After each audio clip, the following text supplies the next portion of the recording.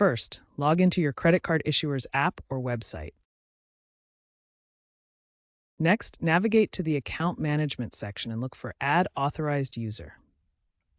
Fill out the required information, which usually includes their name, date of birth, and sometimes their social security number. You might need to verify your identity via email, SMS, or biometric check. Once submitted, approval is often instant.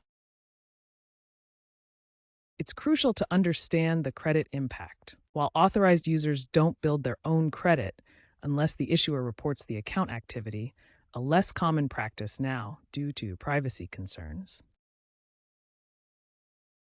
Late payments can negatively affect both your and potentially their credit scores. It's not co-signing, it's giving someone access to your credit line.